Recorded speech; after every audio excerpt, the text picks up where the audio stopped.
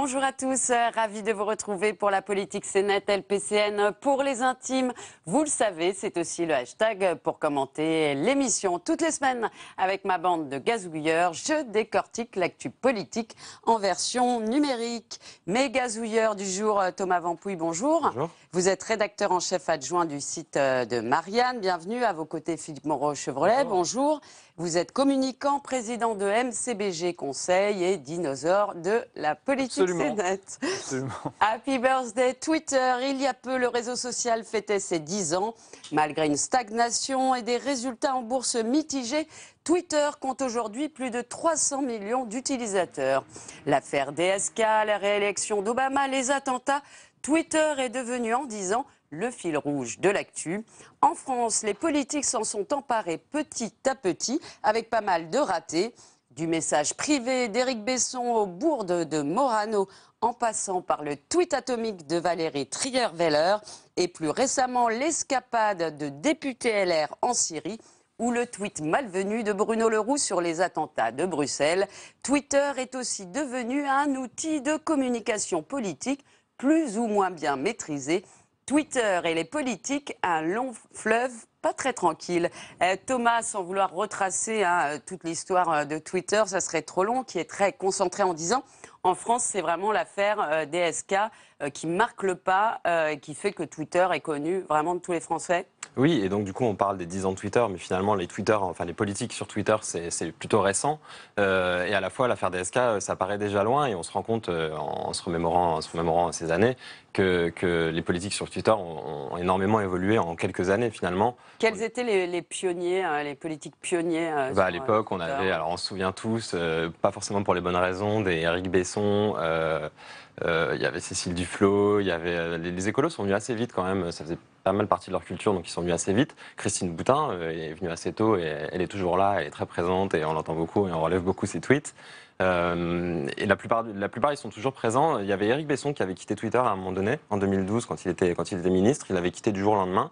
Et puis il est revenu, d'une manière un peu plus sobre, puisqu'il avait marqué Twitter avec son fameux DM fail qui faisait à l'époque le bonheur des journalistes en envoyant un message privé sur sa timeline. Donc, je rentre, je me couche avec toi, point d'interrogation. On n'a jamais su qui était ce toi.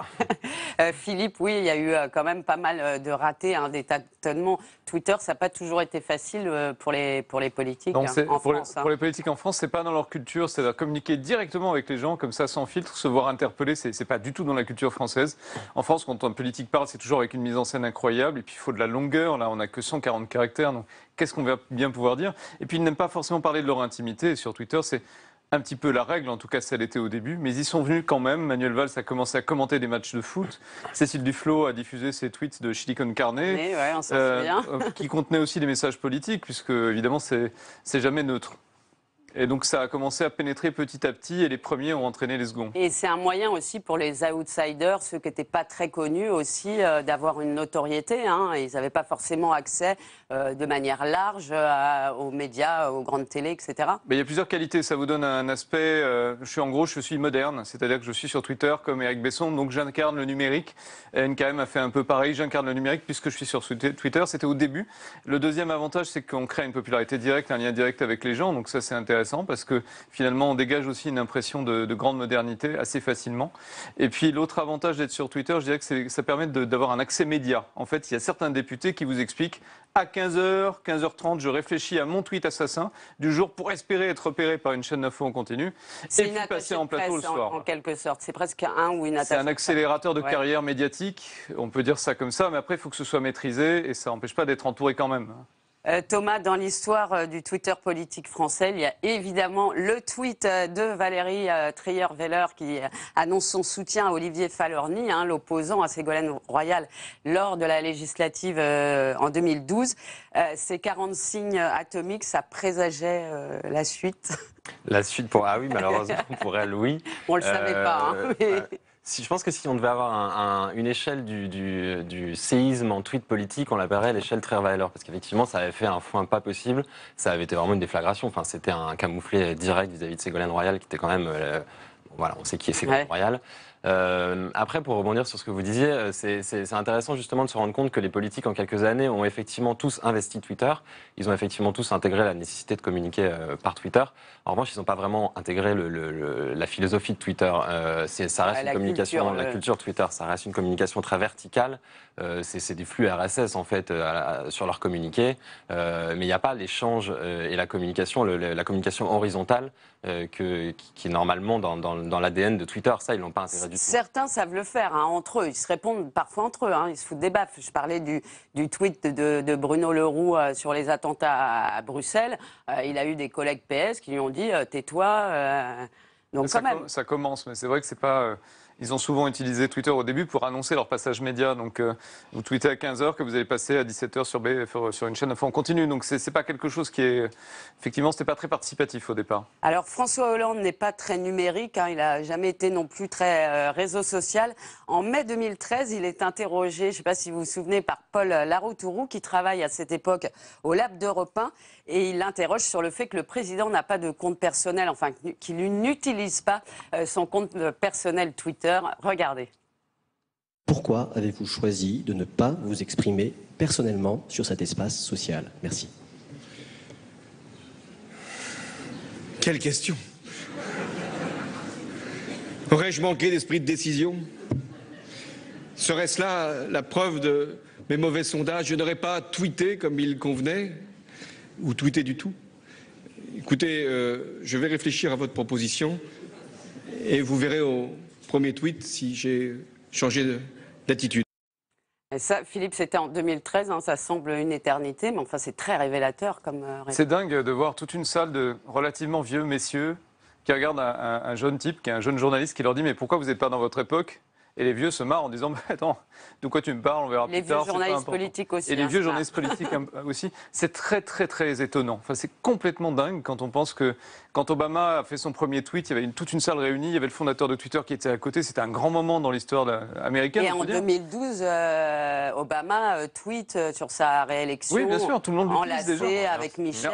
C'est un village gaulois, quoi. C'est comme dire, on nous apporte le feu, la foudre, et nous on regarde, on dit ah bah ouais, donc ça brûle. Peut-être pas l'utiliser, puis on se marre. C'est quelque chose d'assez paradoxal quand même. Ça montre qu'il y a un problème dans la culture française vis-à-vis du peuple. Ce que ça veut dire, c'est ça. C'est parler aux gens. Donc c'est symptomatique. C'est pas bien, c'est sale. Oui, c'est symptomatique. Les parlementaires, Thomas, sont aujourd'hui, c'était pas le cas avant, mais sont aujourd'hui quasiment tous présents sur Twitter. Ils tweetent dans l'hémicycle, mais pas seulement. Ils tweetent aussi quand ils sont en voyage, lors de leur délégation. Je pense au sénateur UDI Pozzo di Borgo, qui a fait un voyage en Crimée. Il soutient à fond l'annexion de la Crimée à l'Ukraine. Et puis, il y a eu plus récemment les photos aussi de la délégation LR en Syrie avec Julien Rochdi, l'ancien du FN. Ça, c'était assez hallucinant aussi. Ah oui, alors ça, c'est une notion qu'ils ont bien intégrée, c'est Twitter comme outil de propagande. Et là, on parlait tout à l'heure des politiques qui ont une envergure moyenne et qui du coup, se font leur espace médiatique sur Twitter. Là, on est typiquement là-dedans. Non seulement ils se font leur espace à eux, mais en plus sur des sujets qui sont quand même hyper anglais, hyper ciblés et polémiques, que ce soit la Crimée russe ou l'attitude à avoir vis-à-vis de la Syrie. Là, on est clairement dans de la propagande qui marche moyennement, c'est quand même plutôt gaguesque. Critiqué, si vous voulez, Pozzo di Borgo qui a limite planté le drapeau russe en Crimée en direct sur Twitter, c'est quand même... Philippe, on n'a plus beaucoup de temps, mais que ce soit Nicolas Sarkozy et on parlait de François Hollande, ils ont fait des progrès depuis, heureusement. Et le gouvernement aussi est très actif sur Twitter avec des actions décalées qui sont plus ou moins réussies.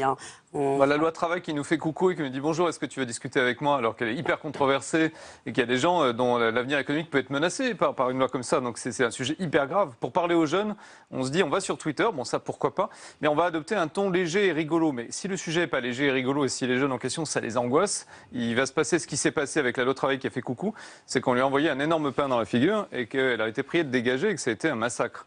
Donc il y a une incompréhension de ce qu'est Twitter, ce que disait tout à l'heure Thomas, dans la conception de la culture Twitter, il n'y a pas de compréhension en profondeur de ce que c'est. Donc il y a encore une marge de progression importante. Est-ce que ça sera dépassé pour la présidentielle? On voit qu'il y a Periscope, qui n'est pas la même chose, c'est faire du live. Non, mais l'avenir de Twitter, tel que le conçoit Twitter, c'est la vidéo, clairement. Et Facebook aussi va vers ça.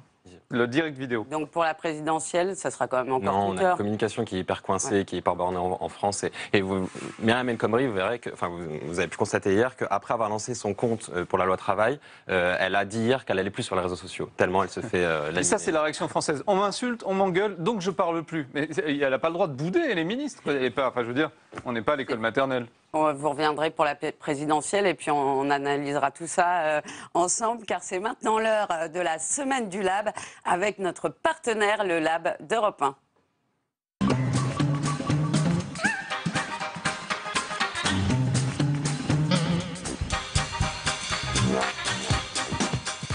Bonjour Aurélie Marciron. Salut Caroline. Vous êtes la rédactrice en chef du Lab et vous revenez chaque semaine pour nous sur un temps fort. Et cette semaine, vous êtes primaire. Oui, la primaire de la droite approche, Caroline, et nous avons de nouveaux candidats. Enfin, nous en avons un, Geoffroy Didier, le jeune conseiller régional d'Île-de-France, tendance droite forte, qui a fait la tournée des médias en début de semaine pour annoncer que lui aussi se lançait au nom de la relève. Alors, vous savez, c'est pas si simple d'être candidat. Hein. Il faut, pour être candidat définitivement, il faut avoir un certain nombre de parrainages. Eh bien, mardi a été tranché un point clé. Les candidats ne pourront pas être parrainés par un élu de gauche. Et oui, la question, un petit peu baroque, a été retoquée par le bureau politique de Les Républicains. Alors, on sait que pour Nadine Morano, Nathalie Kosciusko-Morizet ou encore Geoffroy Didier, cela ne va pas être facile du tout. Hein. Les candidats ont besoin des signatures d'au moins 20 élus parlementaires, 250 élus locaux et également 2500 adhérents. Mais que faut-il d'autre pour être un bon candidat à la primaire, Caroline ? Il faut un livre. Il faut un livre. C'est quasiment un passage obligé. Vous aurez remarqué que tous les candidats à la primaire ont au moins publié un livre, voire 3 dans le cas d'Alain Juppé. Le problème du livre, eh bien, c'est qu'il faut l'écrire. Il faut le publier, le faire écrire, trouver un titre. Souvent, d'ailleurs, les titres un peu langue de bois. Alors, au Lab, on a eu une idée. On est prêt à rendre service. On a créé un générateur de titres de livres pour candidats. Pas seulement pour la primaire de la droite, ça peut servir pour la présidentielle et même pour la primaire de la gauche s'il y en a une. Alors comment ça marche? Eh bien vous allez sur notre site, vous entrez votre nom, votre prénom, vous pouvez choisir votre petite couverture, vous en avez 4. Et Caroline, voici le titre de votre livre pour la présidentielle. J'espère que nous allons le voir. Voilà, nous avons changé le pouvoir. Alors on a essayé aussi avec Nadine Morano, qui n'a pas encore écrit son livre et qui est candidat pour un État fort qui veut la révolution citoyenne. C'est quasiment crédible. Alors là, la base, Caroline, elle est quand même très sérieuse. Nous avons repris tous les titres des livres des candidats à la primaire de 2011 et à la présidentielle de 2012.